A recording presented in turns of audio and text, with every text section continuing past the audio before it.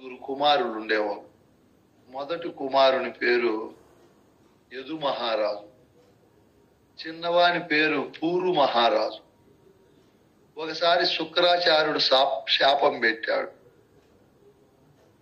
ఆ యయాతి రాజుకు, నువ్వు మొసలితనముతో బాధపడుదువుగా కాని వృద్ధాప్యంతో. అప్పుడు ఆ యయాతి, నా తప్పు అయిపోయి నన్ను క్షమించండి స్వామి, ఈ ముసలితనం నేను భరించలేనంటే, ఎవరన్నా తీసుకునేడుగా అంటే వాళ్ళకి ఇచ్చేస్తే నీ ముసలితనం వాళ్ళకి పోయి మళ్ళీ నీ ముందుండే వయసుతనం నీకు వస్తుంది అంటాడు గురువు. ఎవరెవరిని అడిగితే ఎవరు తీసుకోరు. పెద్ద కుమారుని అడుగుతాడు యదు మహారాజు, ఆయన తీసుకోడు. మిగతా వాళ్ళని అడిగితే తీసుకోరు.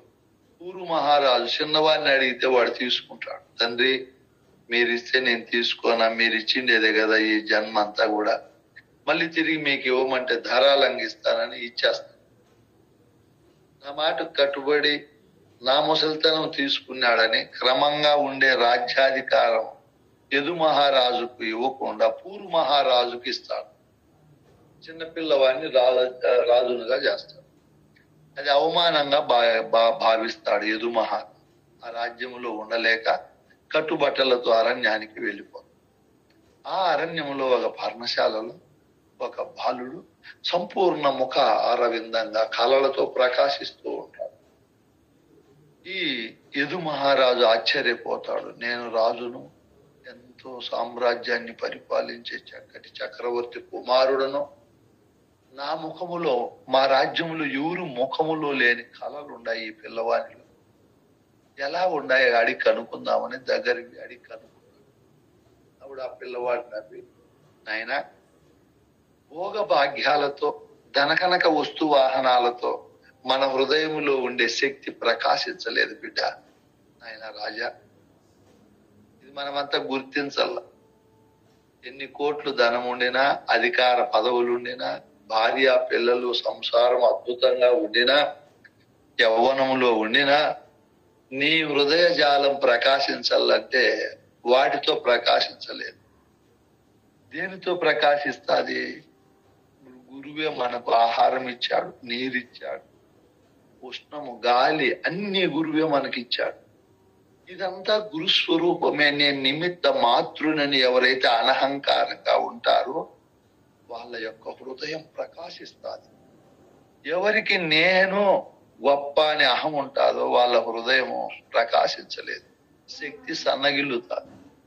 ఎందుకంటే మనం తీసుకునే నీరు, మనం తీసుకునే గాలి, మనం భుజించే మొత్తము పదార్థాలు, బట్టలు, ధనకనక వస్తు వాహనాలన్నీ అహంకారము లేని వస్తువులు మనకు ప్రసాదించినాయి. ఈ పాయింట్ మీరు గుర్తుపెట్టుకోవాలి. అహంకారం ఉండే వస్తువులు మనకి ఏమీ ఇవ్వలేదు. అహంకారము లేని వస్తువులే మనకు జీవన మనుగడకు కారణమై ఉన్నాయి. పెరిగి పెద్దవాళ్ళం కావాలన్నా, నీళ్లు తాగాలన్నా, ఆహారం తినాలన్నా, ఏం చేయాలన్నా అహంకారము లేని వస్తువుల నుంచి మనకు అద్భుతమైన శక్తి వచ్చింది. అంటే అహంకారము లేని గురువు మనకు ప్రబోధిస్తున్నాడు. నేననే అహంకారాన్ని గురువాక్యానికి బలి చేసి నిరహంకారుడై, నిశ్చలుడై, నిర్వాసన మౌన స్థితిలో ప్రబోధిస్తున్నాడు. ఇట్లా ప్రబోధించే గురుశక్తికి ఆవరణగా ఉన్నటువంటి దేహశక్తి రెండు అనహంకారమైన. మనం అహంకారముతో విర్రవీగితే మన హృదయము, మన ముఖ కళలు ప్రకాశించలేవు. నాయనా రాజా, అనహంకారంగా ఉండాలి. నేను నిమిత్త మాత్రుడు, నాదేమీ లేదనే భావనతో ఉండాలి. అది అనహంకార పద్ధతి. మనందరము కూడా ఆ పద్ధతిలోనే ఉండాలి. యుద్ధం అంతా అయిపోయింది. అర్జునుడు, భీముడు గర్వపడ్డారు. మా దెబ్బతో 11 అక్షౌహిణి సైన్యములంతా కూడా దెబ్బతినిపోయినాయి. ఆ కురుక్షేత్రంలో మేమే విజయం పొందాము, నేను మహాసూర్యుని అనుకున్నాడు అర్జునుడు. అహంకారపడ్డాడు. వెంటనే కృష్ణుడు అది కనుక్కున్నాడు. మనుషులు ఒక కోతి రూపకంగా కూర్చొని ముసలివాని రూపకంగా దారిలో అడ్డంగా నాయనా నేను లేయలేను, కాళ్ళు ముడుచుకోలేను, నా శరీరం అంత శిథిలావస్థలో ఉంది, నన్ను జరిపి అట్లా ప్రక్కన పెట్టు నాయనా అన్నాడు. అది అంత పని అని చెప్పి అర్జునుడు భీముడు ఇద్దరు పోరాడినారు. ప్రక్కగా జరపలేకపోతున్నారు. ఓయమ్మ మేమెంత బలాఢ్యులం జరపలేకపోతున్నామంటే ఈయన ముసలి ఆయన కాదు, కృష్ణ నేలేలలే అంటే అప్పుడు కృష్ణుడు చెప్తాడు, యుద్ధములో మీరు గెలిచినారేమ్రా, సింహావలోకనం చేయండి, మీకు ఆ చేతన అవుతాదా, మీకు గెలిచే చేత ఆ నైపుణ్యం ఉందేమనైనా మీకు లేదురా, ఊరికైనా గర్వపడకూడదు, చెంపలేసుకుంటారు. మనం దేనికి గర్వపడకూడదు. అంతా గురు కృప. ఆయనే జన్మించాడు, ఆయనే ఇవన్నీ కల్పించాడు, అంతా ఆయనదే, నేను నిమిత్త మాత్రుని అని ఎవరైతే ఉంటారో వాళ్ళ ముఖం గాఢంగా ప్రకాశిస్తారు. మీరు బ్యాంకులేవి మేనేజర్ ముఖం, వాడు పనిచేసే వాళ్ళ ముఖము చూడండి, కాలేజీలేవి ప్రిన్సిపాల్ ముఖము, క్రింద ఉండే లెక్చరర్ల ముఖము చూడండి, హై స్కూల్ లేవి హెడ్ మాస్టర్ ముఖము, క్రింద ఉండే టీచర్ల ముఖము చూడండి. ఆ విధంగా అధికారుల ముఖము కళాహీనంగా ఉంటాయి, వాళ్ళ క్రింద పనిచేసే వాళ్ళ ముఖము తేజోమయంగా ఉంటుంది. అంటే నేననే అహంకారం లేకుండా, నేను నిమిత్త మాత్రుని, అహంకారము లేని వాటితో నేను సృష్టిలో ఉన్నాను, నాకెందుకు వదిలిపెడతారో వాళ్ళ ముఖం దేదీప్యమానంగా ఉంటుంది. రాజా మీకు అహంకారం, మీరు క్షత్రియులు, ధనం ఉంది, ధాన్యం ఉంది, అన్నీ ఉన్నాయి అని ఈ పిల్లోడు చెప్తా ఉంటే ఆశ్చర్యపోతాడు. ఎవరు ఆశ్చర్యపోయేది? యదు మహారాజు.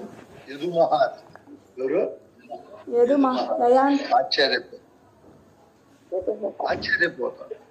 ఇంత పిల్లవాడు నీకు ఈ విద్య ఎట్లా లభించింది, ఏమి కారణం అంటే, ఎవరు గురువులు చెప్పారా, తపస్సు చేశావా, ధ్యానం చేశావా అంటే అవన్నీ చేయలేదు నాయన.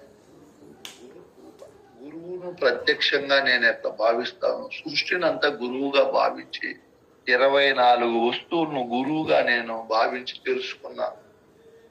నా పైన కరుణించి నువ్వు 24 వస్తువులను గురువుగా భావించి ఏం తెలుసుకున్నావో చెప్పుకోండి. సరే రాజా చెప్తానని, ఈ సృష్టి అంతా గురు స్వరూపం అని మనమన్నీ కూడా పరిశీలనాత్మకమైన బుద్ధితో చూడాలి, తెలుసుకోవాలి అని చెప్పి 24 వస్తువుల నుంచి 24 గుణాలు నేను తెలుసుకున్నాను. నీకు మొదటి గురువు ఎవరంటే నా సూర్యుడు అంటాడు. ఎలా నీకు సూర్యుడు మొదటి గురువు అంటే, పొద్దున్నే లేస్తానే 6 గంటలకు కనపడతాడు, మళ్ళీ సాయంత్రం 6 గంటలకు కనపడకుండా రేపు మర్నాడు చలికాలమైనా, వేసవి కాలమైనా, వర్షాకాలమైనా, వానకాలమైనా ఎప్పుడు అదే సమయానికి కనపడ. మొట్టమొదట నేను సూర్యుడు చూసి క్రమశిక్షణ నేర్చుకున్నాను. ఇంకా ఈ సూర్యుడు సృష్టికి ఎంత మేలు చేస్తున్నాడు, సూర్యుడే లేకపోతే మొక్కలు కిరణజన్య సంయోగ క్రియ జరుపుకుని అవి పెరిగి పెద్ద కాలేదు, మొక్కలు లేకపోతే పశువులు, మానవులు బ్రతకలేదు. కాబట్టి సృష్టి ఈ విధంగా ముందుకు పోవాలంటే సూర్యుడు ప్రధానంగా ఉండినా కూడా ఆయన నేను ఇంత గొప్ప అని ఎప్పుడు గర్వపడ, సూర్యుని చూసి గర్వపడకూడదని, సూర్యుని చూసి క్రమశిక్షణగా ఉండాలని నేర్చుకున్నాను. అంతేగాక సూర్యుని వల్ల సముద్రంలో నీరు ఆవిరైతాయి, మేఘ రూపాలుగా మారి అనేక ప్రదేశాల్లో వర్షంగా పడి నీళ్లుగా ప్రవహించి సస్యశ్యామలం చేస్తాడు. ఎవరు? సూర్యుడు. ఇంత లోకోపకారం చేస్తున్నారు, నేను కూడా లోకోపకారం చేయాలని అనుకున్నాను. ఒక సూర్యుని చూసి ఇన్ని గుణాలు నేర్చుకున్నాడు కాబట్టి సూర్యుడే సద్గురు స్వరూపుడు అన్నాడు. మనము క్రమశిక్షణ ఉండాలి. గురువు 6 గంటలకు వస్తాడు, 5-6 గంటలకు నేర్చుకోమన్నాడంటే ముందే నేర్చుకోవాలి. పనిలో కూడా, ఇంట్లో పనిలో గాని ఎక్కడన్నా గాని క్రమశిక్షణ ఉండాలి, వాయిదా వేసేది ఉండదు. ఈ విధంగా చూసి నేర్చుకునేది ఎక్కువ ఉంటుంది, విని నేర్చుకునేది కొంచెం తక్కువ ఉంటుంది. చెప్పంగా కూడా నేర్పు వస్తుంది. గురువు అయి చెప్పితే ఎన్నో విషయాలు నీ నుంచి బయటకు వస్తాయి. సృష్టినంతా చూసి నేర్చుకోవాలి, విని నేర్చుకోవాలి, చదివి నేర్చుకోవాలి. నేర్పుకునేది నేర్పరితనం ఇన్ని కోణాల్లో ప్రజ్వలించాలి. సరే, రాజు ఆశ్చర్యపోయినాడు. గురువు అన్నాడు. రెండో గురువు నాయన చంద్రుడు అన్నాడు. ఎలా?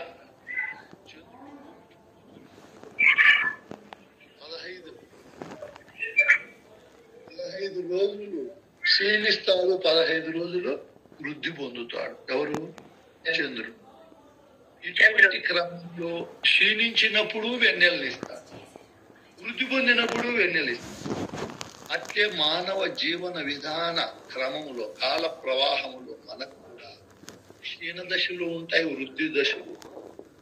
మంచి ఉంటారు, చెడు ఉంటారు. సంపద ఒకసారి వస్తుంది, ఒకసారి పోతుంది. వచ్చినా పోయినా, మానవమానాలు జరిగిన, కష్ట నష్టాలు వచ్చినా చంద్రుని వలె ధీరత్వంగా ఉండాలి అని నేర్చుకున్న చంద్రుని. గురువు చెప్పాడా? తానే అన్ని చూసి నేర్చుకున్నాడు. అట్లా మనమందరం కూడా చూసి నేర్చుకునేవి చాలా ఉంటాయి. మూడో గురువు ఎవరు అన్నాడు. రాజు ఇంకా ఉత్సాహపడతాడు, తొందరగా తెలుసుకోవాలని. అప్పుడు ఈ పిల్లవాడు సముద్రము అన్నాడు. ఎట్లా? సముద్రము ఎంత వరదలు పోయి నీళ్లు పోయినా వగించి కూడా పెరగదు, ఎంత ఎండలు కాసినా వగించి కూడా తగ్గదు. తనలో మాలిన్యమైన పదార్థాలు పెట్టు. ఇది సముద్రం. జీవం ఉంటేనే పెట్టుకుంటుంది, లేదంటే గడ్డకేసేస్తుంది, కొట్టుకొని వచ్చాడు. ఎంత మలిన పదార్థాలు పోయినా, ఎంత మాలిన్యమైన నీరు పోయినా తన పూర్వరూపం ఉప్పుగా మార్చుకుంటాడు, తన పూర్వరూపంలోనే ఉండేట్టుగా చేసుకుంటాడు. ఎన్నో జీవులకు ఆశ్రయం ఇస్తుంది. అదేది సముద్రమైన నిండుగా నిర్మలంగా ఉంటారు. అలాగా నేను సముద్రము చూసి దాంట్లో హెచ్చు తగ్గులు లేవు. మానవ జీవితంలో కూడా హెచ్చు తగ్గులు ఉండకూడదు. సముద్రం పోలే స్వచ్ఛంగా ఉండాలి. మాలిన్యాన్ని కలిగించే ఈర్ష్య, ద్వేషం, అసూయ, కోపము వంటి గుణాలు లేకుండా నిర్గుణంగా, నిరాకారంగా, నిర్మలంగా ఉండాలని తెలుసుకున్నాను. దేన్ని చూసి? గురువు సముద్రాన్ని చూసి. పర్వతం. ఎలా నీకు పర్వతం అంటే? పర్వతము ఎంత వర్షాలు వచ్చినా, గాలులు వచ్చినా, ఎంత ఎవరన్నా అగ్గిపెట్టి కాల్సినా అది పెరగదు, తరగదు. ఏది? పర్వతం. నేను కూడా పర్వతం వలె ఉండాల. జీవిత ప్రయాణ కాలంలో భార్య నుంచి, పిల్లల నుంచి, బంధువుల నుంచి, శరీరం నుంచి ఎన్నో కష్ట నష్టాలు రావచ్చు, మానవమానాలు జరగచ్చు. ధీరుడై ఉండాలనుకుంటున్నాను. ఓహో, వస్తాయి పోతాయి, పో. గాలి వచ్చిపోతాది, నది ఒడ్డుకు పోతే నీళ్లు వస్తాయి, వెళ్ళిపోతా ఉంటాయి. కాల ప్రవాహములు ఇవన్నీ వచ్చిపోయేదేదని నా హృదయాన్ని పర్వతంగా మార్చుకున్నాను. నా సంతోషం. ఐదో గురువు అంటే నది అని చెప్పాడు. ఏది? ఎందుకు నది అంటే, వర్షాలు పడతాయి, ఆ వర్షపు నీరు ఒక నదిగా మారుతారు. తన జన్మస్థలం ఏది? సముద్రం. ఎక్కడి నుంచి వచ్చిందో అక్కడికి పోయే వరకు అది ఆగదు. మధ్యలో రాళ్ళు వస్తాయి, పర్వతాలు వస్తాయి, హెచ్చు తగ్గులు భూములు వస్తాయి. దారి మళ్లించుకొని అయినా అక్కడికి పోతుంది. ఎక్కడికి? సముద్రం. అంటే తన లక్ష్యాన్ని సిద్ధింపజేసుకునేకి, లక్ష్య సాధనలో ఎన్ని కష్టాలు వచ్చినా, నష్టాలు వచ్చినా తన యొక్క మాతృస్థలమును, మాతృభూమికి చేరే వరకు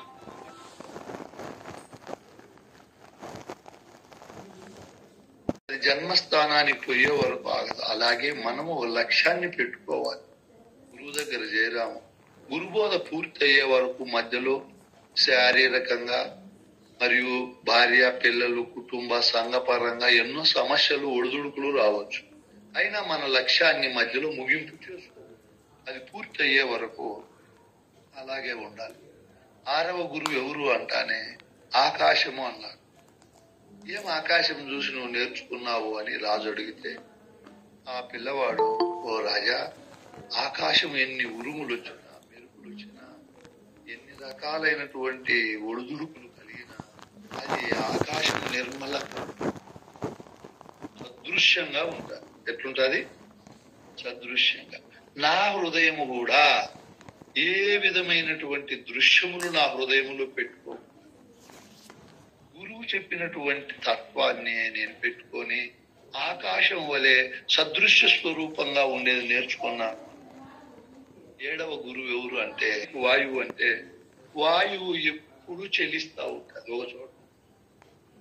జీవితము కూడా ఎప్పుడు చలన రూపంలో ఉంటుంది. మనం అనుకుంటాం 9 ఏళ్ళు 10 ఏళ్ళు వయసు వస్తా ఉంటుంది. ఎవరికి కాలం రాదు, తరిగిపోతారు. 2 ఏళ్ళు అయినాయంటే 100 ఏళ్లలో 2 ఏళ్ళు పూర్తి అయినాయి, తగ్గిపోయింది. 3 ఏళ్ళు వచ్చినాయంటే తగ్గిపోయింది, 97కు పడిపోయింది అని అర్థం.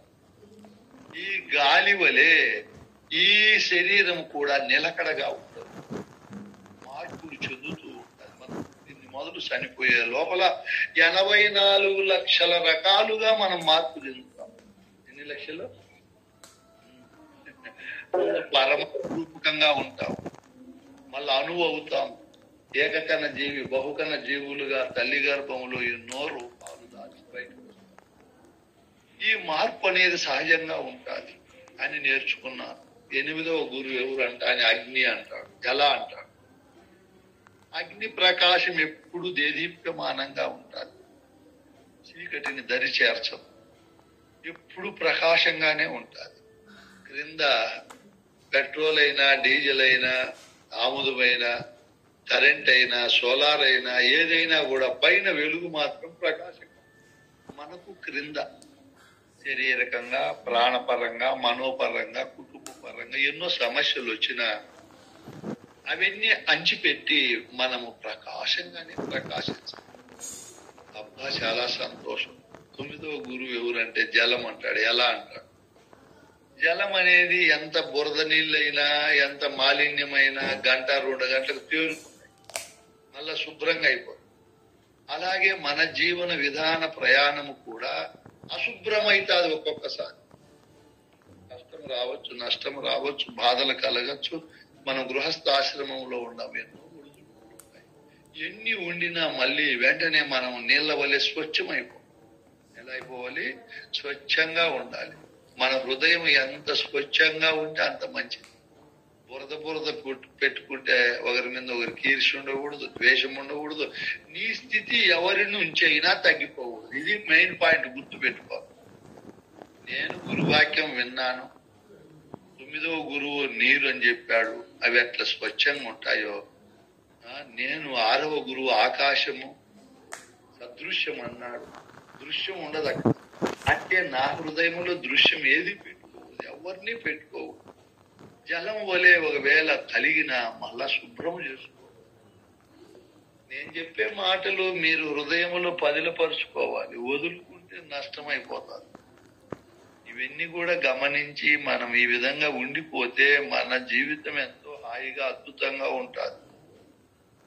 నేను మీ గురువుగా మీకు ఎంత కీర్తిని తెస్తానో మీరందరూ శిష్యులు నాకు అంత కీర్తిని తీసుకురావాలి. ఐక్యతగా ఉండాలి, ఒకరి మీద ఒకరికి ఈర్ష్యకు ద్వేషం ఉండకూడదు. నిన్న ఒక ఆమె ఫోన్ చేసింది నాకు, సదృశ్యంగా హృదయం పెట్టుకోవాలి. అలా పెట్టుకోకపోతే ఇంకేం బోధ విని ఏం సుఖము? 10వ గురువు ఎవరు అంటానే భూమి అంటాడు. ఎలా భూమి 10వ గురువు అని అడిగితే, భూమి ఎంతో సహనానికి ఓర్పుకు చిహ్నం. తన పైన పూర్వరూపము భూమి కఠినంగా ఉంటుంది. అందులో ఏ విధమైన మొక్కలైనా ఏ విధమైన జీవులైనా తిరిగి మట్టిగా మారిపోతారు. మనందరము కూడా ఇప్పుడు గురువాక్యం వింటున్నాము, నేను పరమాత్మ స్వరూపుడనని తెలుసుకున్నాను. మధ్యలో ఆ భూమిలో కదా ఈ కట్టెలు ఇవన్నీ శవాలు పడిపోయినట్లు మన హృదయములో కూడా మానవమానాలు ఇవన్నీ కూడా కలగచ్చు.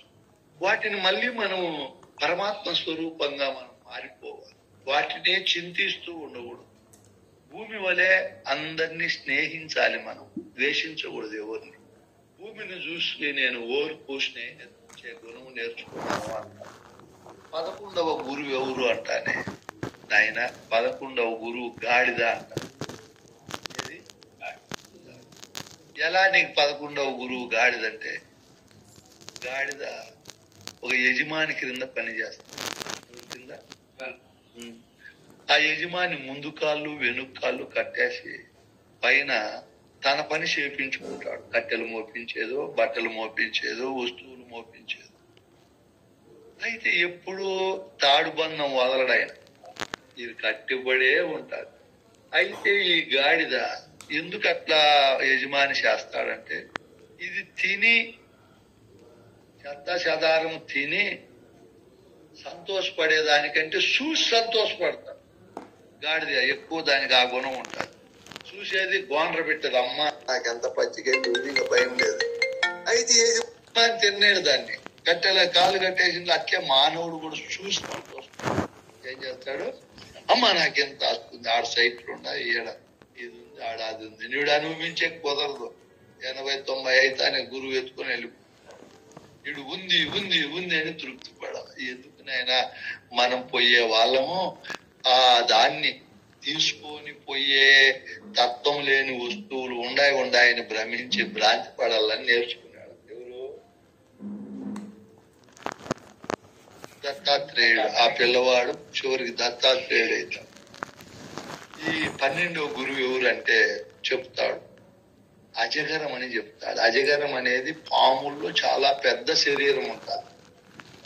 అజగరం అది కళ్ళతో చుట్టూ చూస్తుంది. తన దగ్గరికి ఆకర్షణ ఆ ప్రాణిని లాక్కొని మింగేస్తాం. ఇది ఆహారం కోసం ప్రయత్నించదు, ఎవరు ఆందోళన చెందదు, గమ్మున ఉంటుంది అంతే. దానికి ఆహారం దొరుకుతుంది, ఖచ్చితంగా దొరుకుతుంది. మానవుడైన మనము కూడా ఆందోళన చెందకూడదు. అది ఇది అని రైలు పరిగెత్తినట్లు, పక్షులు గాలి ఎగిరినట్లు భావం ఎగరకుండా అజగరం వల్ల నిర్మలంగా ఉంటే అన్ని గురువు మనకి ప్రసాదిస్తారు. మన ప్రాప్తంలో ఉండేటి మనకు మనం ఏదో మన కర్తవ్యం అలజడి లేకుండా, ఆక్రోషము లేకుండా, అసహనం లేకుండా చేసుకుంటా పోతే మన ప్రాప్తి ఎంత ఉంటాం. అది నేర్చుకుంటాం. 13వ గురువు ఎవరు అంటే పాము అని చెప్పారు. పాము ఎక్కడే గాని నివాసం ఏర్పరుచుకో. పాము చీమల పొట్టలు పెట్టిస్తాయి, ఎంతో కష్టపడి రెయిన్బోలు కష్టపడతాయి ఆ పొట్టలు పెట్టి. ఆ పొట్ట రెడీ కానిచ్చి దాని దరిమేసి ఇది చేరుకుంటుంది. ఏది? పాము వలె మన ప్రాప్తంలో ఉండేది ఉంటుంది. ఎందుకు అంత చీమలు పడి కష్టపడి ఒక స్వాధీనం చేయాలా అని గురుదేవాన్ని నిర్మలంగా ఉండేది నేర్చుకొని ఆడ 4 రోజులు గడిపోదాంలే అని నేర్చుకున్నాడు. ఎవరిని చూసి? పాముని చూసి. అప్పుడు 14వ గురువు ఎవరంటే పట్టుపాలైపోతుంది, ఆశపెట్టలో పాలై నేర్చుకున్నాడంట. 20 గురువు ఎవరు అంటానే వాసన. ఏది? గంధం. సంపంగి పూలని ఉంటాయి పుష్పాలు. అది సూర్యుడు కనపడినప్పుడు ఇచ్చుకుంటాది, సూర్యుడు కొనిపోతానికి ముడుచుకుంటాది. దాంట్లో పువ్వులో మకరందం భలే ఉంటాదంట వాసన. తుమ్మెదలు పోయి ఆ పువ్వులో పడతాయి, ఆ వాసనను పీల్చుకుంటా మైమరిచిపోతాయి. సాయంత్రం అయ్యాలకు ఆ పువ్వు ముడుచుకొని ప్రాణం పోతాయి. మనం కూడా వాసనలకు బాధిస్తాయినాం. ఇంటర్నేషనల్ లక్సే కావాలంటాం, లిరిల్ కావాలంటాం, ఫాన్స్ పౌడర్ కావాలంటాం, అత్తరు కావాలి, సెంటు కావాలని ఎన్ని ఇచ్చే బిర్యానీ ఈ వాసన ఉండాలా, పాయసం ఈ వాసన ఉండాలా అని వాసనలకు బానిసై మనం వాసనకు బానిసైతే ప్రాణమే పోతాదని తెలుసుకున్నాను. ఎవరు? పిల్లవాళ్ళు. ఎంతమంది గురువులైనారు? 20 మంది గురువులను ఇప్పుడు చూసి నేను తెలుసుకున్నా. ఈ రాజు 21వ గురువు ఎవరు అన్నాడు. 21వ గురువు సాలెపురుగు అన్నాడు. ఎలా అంటాడు? సాలెపురుగు తన పొట్టలో ఉండే ఆహార పదార్థాన్ని తీస్తాది. ఏది? సాలెపురుగు తీసి గూడు కడతాది. ప్రొద్దున్నే సాయంత్రం వరకు ఆ గూట్లోకి వేరే జాతి క్రిమికీటకాలు వచ్చి పడినాయనుకో పోలేవు, అంత నైపుణ్యంగా వలగట్టినట్లు కట్టేస్తారు, తినేస్తుంది సాయంత్రం వరకు. మళ్ళీ ఆ దారాన్ని మింగి హాయిగా ఓ మూలకు పోయి ఉంటుంది. మళ్ళా ప్రొద్దున్నే లేస్తుంది. ఏం పని చేస్తుంది? మళ్ళా గూడల్లి మళ్ళా పురుగులు తింటాది. మళ్ళా అదే పనే. మళ్ళా రేపు మర్నాడు వారం ఇదంతా ఒకసారి ఆ గూట్లోనే పడేది, బయటికి పోలేక ఆ దారాలను తుంచుకోలేక ప్రాణం. ఏది? మనము కూడా జన్మకు వస్తాం. వచ్చి నా శరీరం నా ప్రాణము, నా భార్య, నా పిల్లలు, నా పొలము, నా దేవుడు, నా మతము, నా ఇల్లుని గూడు కడతాం. ఆ జన్మలో కట్టి కట్టి కట్టి దాంట్లోని ఇరుక్కొని నిజమేదో, నేను ఎందుకు వచ్చానో, నా కథ ఏమో అని తెలియదు. ఎవరికి? మనిషికే. సాలిపురుగు వల్ల చనిపోయేది, మళ్ళా ప్రొద్దున్నే వచ్చేది ఎక్కడికి? సృష్టిలోకి. అట్లా ఎన్నో జన్మలు ఎత్తి ఇదే సుఖం అనుభవించేది మనిషి. ఇప్పుడు మనం ఏం సుఖం అనుభవించినాం ఈ జన్మలో? రేపు జన్మకు వస్తే మళ్ళా ఇదే, మళ్ళా జన్మకు వస్తే మళ్ళా ఇదే. రెడ్డి వచ్చినాడు నాయన ఎత్తుకో అని చెప్పినట్లు ఉంటారు. ఏది? 22వ గురువు ఎవరు? విలుకాడు అన్నాడు. 22వ గురువు ఎవరు?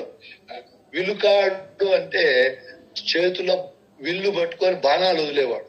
వాడు ఇట్లే గురి చూసుకొని ఉంటాడు. వాని దృష్టిలో ఏది పడిందో అది ఎప్పుడు వదలల్లా, ఎప్పుడు వదిలితే అది మన చేతికి చిక్కుతుంది అని దానిపైనే శ్రద్ధ పెట్టింటాడు. మనం కూడా గురువు దగ్గర చేరినాం. ఈ ఎరుక అనే బాణాన్ని గురువాక్యం పైన గురి పెట్టాలి. వాడు గురి పెట్టి పక్కన దిక్కులు చూసుకుంటాడు, అక్కడే పెట్టింటాడా. మన మనస్సు కూడా అక్కడే పెట్టాలి. ఎక్కడ? గురువాక్యం పైనే పెట్టాలి. గురువు చెప్పే దానిపైనే చింత చేసి లక్ష్యం అలాగే ఉండాలి. ఈ ఇతను ఎన్నో గురువు? 22వ గురువు. 23వ గురువు ఎవరు అన్నాడు? 23వ గురువు ఒక కన్య అన్నాడు. కన్యక. ఎట్లా కన్యక అంటే, ఒక ఇంటికి బంధువులు వచ్చారు. ఆ రోజుల్లో మిషన్లు ఇవి లేవు. వాళ్ళకుండే ఓట్లు దంచల్లా. బంధువులు వచ్చి కూర్చున్నారు. ఓట్లు దంచేది గాజులు ఉన్నాయంట చేతికి. అన్ని అట్లే ఉంటే శబ్దం వస్తా ఉంది గాజులు.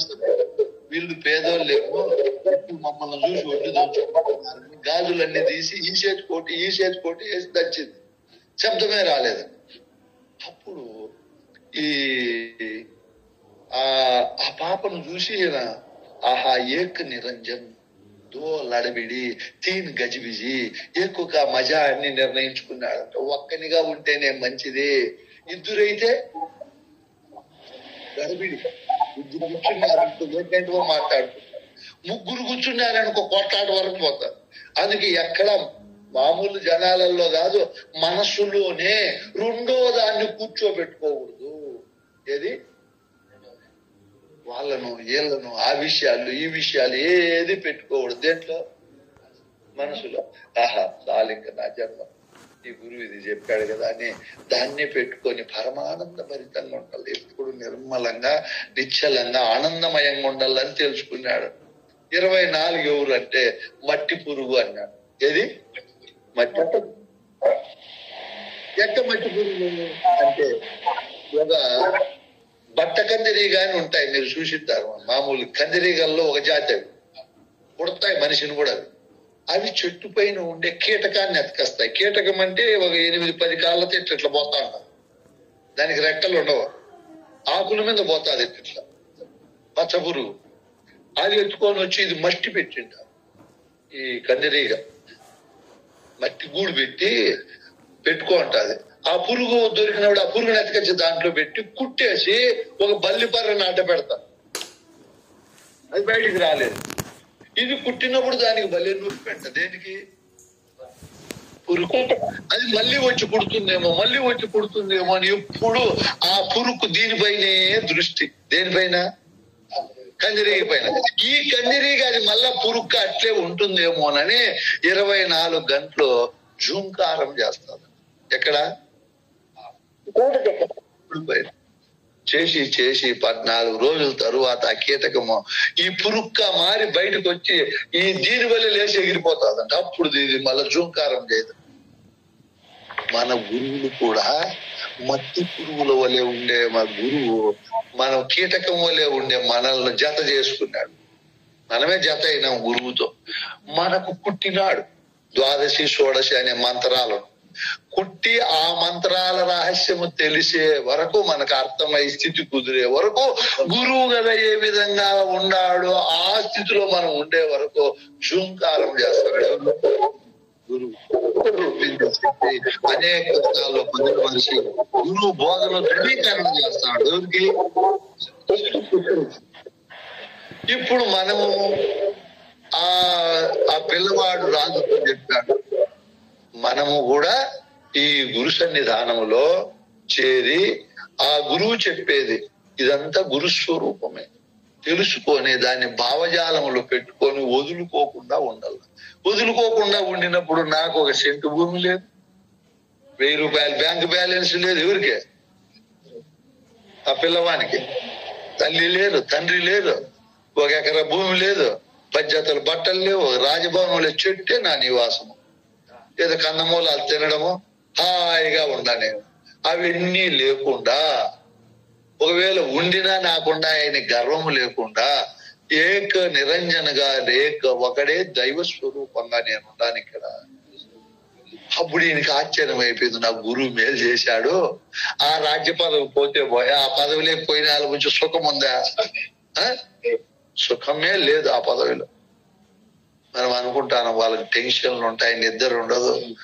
ఇప్పుడు చంద్రబాబు ఎలా అన్నాడు, తేనెటీగ అయితే 100 ఆమడ పోయి 1000 పుష్పాలలో వాలి 2-3 చుక్కలు తేనె తెచ్చి పెడతాది తన గూట్లో.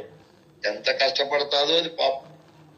పోయి ఈ మానవలో లేదా ఎలుగుబొట్లు కొన్ని రకాల జంతువులు లేపుకొని తినేస్తాయి. దీన్ని కోతులు కూడా లేపుకొని తినేస్తాయి. ఇంత కష్టపడి నాకు నా పిల్లలకు అని ఇది కష్టం రెయిన్బోలు చేసిండేది ఎవరికో ప్రాప్తం అయిపోతుంది. అంత కష్టం ఎందుకు నేను కూడా చేయను. 60-70 ఏళ్ళైనా పిల్లల కోసం కష్టపడతాం, రెయిన్బోగులు అదే చింత చేస్తాం. అట్లా లేకుండా ఒక దశ వరకు మనం కష్టపడి ఆ తరువాత మనం అంత ప్రయత్నం చేయకూడదు అని నేర్చుకున్నా నేను. చాలా సంతోషం. 15వ గురువు అంటే ఒక పింగళి అని వ్యభిచారి అంటారు. ఎలా అంటారు? పింగళి అని ఒక వ్యభిచారి ఒక ఊర్లో వ్యభిచారం చేసుకుంటే అదే జీవనోపాధి. ఎవరు డబ్బులు ఇస్తే వాళ్ళని సంతోష పెట్టి పంపించేది.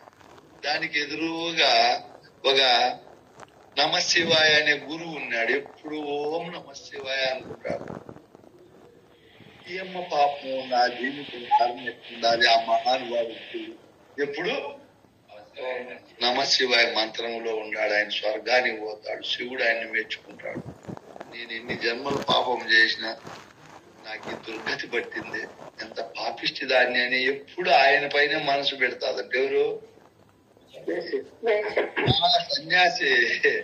ఆ అమ్మ ఇంటికి మొన్న ఒక బ్రహ్మానంద రెడ్డి వచ్చిపోయి, ముందు నెలలో శివారెడ్డి వచ్చిపోయి, అంతకు ముందు జయరామరెడ్డి వచ్చిపోయి అని ఈ లెక్క పెట్టుకుంటా అన్నాడు. ఊరికే బయటికి ఓం నమ శివాయ ఓం నమ శివాయ అని. ఇద్దరు కరోనా వచ్చి ఒకటే రోజు చనిపోయినారు. యమభటులు ఈయన దగ్గరికి వచ్చినారు ఓం నమ శివాయ దగ్గర. దైవదూతలు ఆయమ్మ దగ్గరికి పోయినారు. ఎక్కడికి? యమదూతలు. ఇతని దగ్గరికి యమదూతలు, ఆయమ్మ దగ్గరికి దైవదూతలు పోయినారు.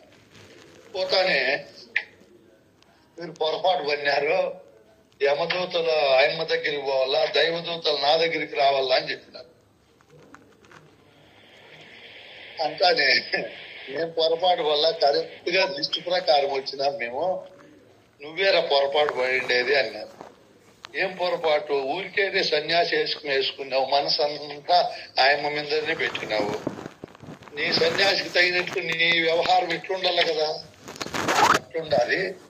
లేదంటే రాండి యమధర్మరాజు దగ్గరికి పోతే యమధర్మరాజు 4 మొట్టికాయలు వేసి, ఒరే మూర్ఖుడా, నువ్వు చేసే పనేమి, నువ్వు ఎలా ఉండాలి, ఆయమ్మ చేసే పనేమి, ఆయమ్మ చేసేది తప్పు పని అయినా మనసు అంతా నీ పైనే పెట్టుకునింది. నా జీవితం వచ్చింది. నువ్వు చేసే పని గొప్ప, మనసు ఎక్కడ పెట్టావు నువ్వు? ఇదిగో అక్కడ పెట్టావు నాయన. కుదరదులే మాట్లాడాలి.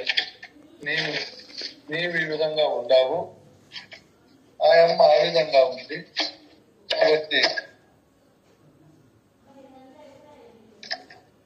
అట్లా మంచి బుద్ధి కలిగిన వాళ్ళు అట్లా చేయకూడదు.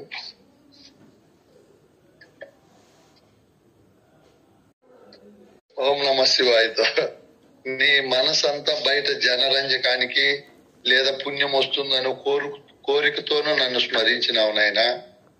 ఆయమ్మ నిస్వార్థంగా ఏ కోరిక లేకుండా నీ గొప్పతనాన్ని ఊహించుకునింది. కాబట్టి మనిషి పుట్టిన తర్వాత పరసింత చేయకూడదు. ఎవరెవరు గుణంలో వాళ్ళు ఉంటారు, ఎవరెవరు స్థితిలో వాళ్ళు ఉంటారు. ఓం నమ శివాయ మంత్రానికి నీకు అర్థం తెలుసునా అని అడిగినాడు యమధర్మరాజుని. ఏదో కొనుక్కోమన్నాడు మా గురువు, నేను కొనుక్కుంటాను. మరి వాళ్ళ అర్థం తెలుసుకొని ఏ పని అయినా చేయాల అని చెప్పినాడు.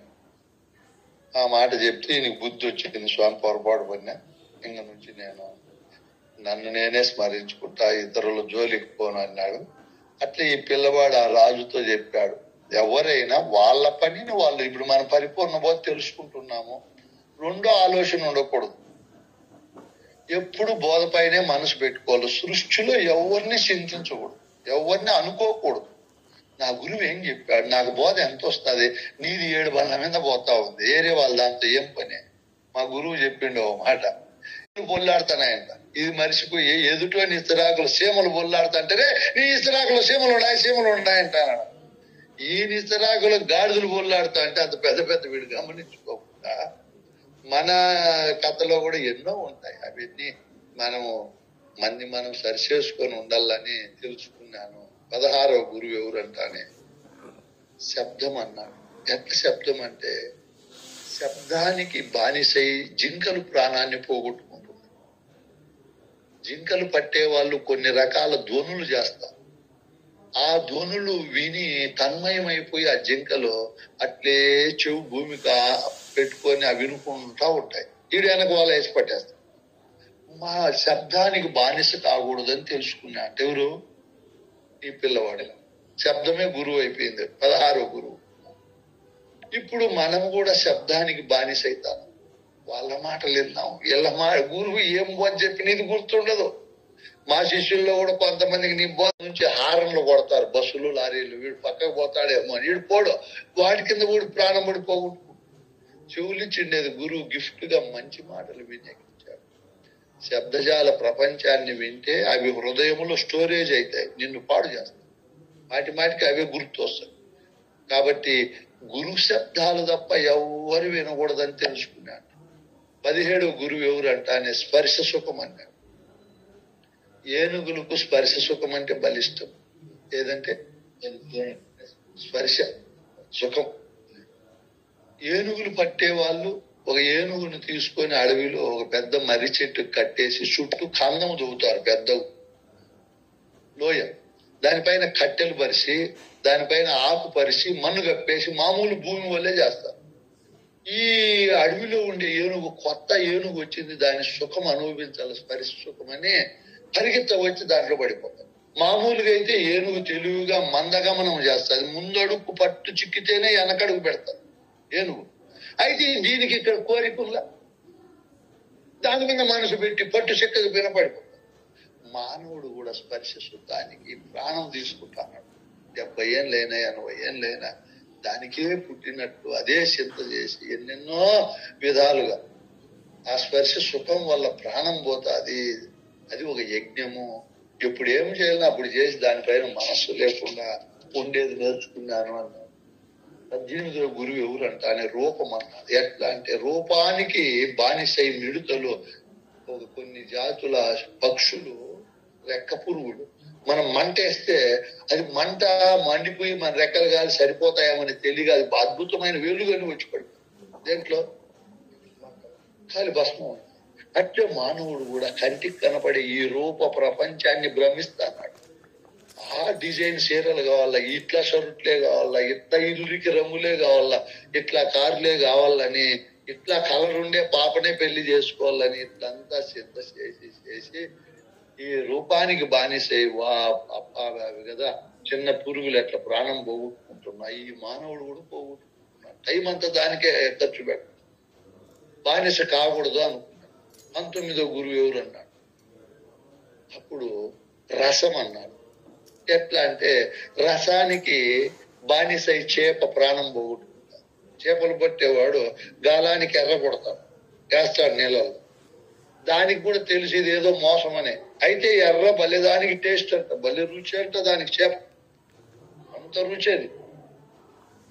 ఈ ఆ రుచి దానికి రుచికి బానిసై ఆ రుచిని అది తట్టుకోలేని శక్తి లేకపోవడం వల్ల రుచి ఆ ఎర్రని పట్టుకొని వస్తుంది, మింగేస్తాను.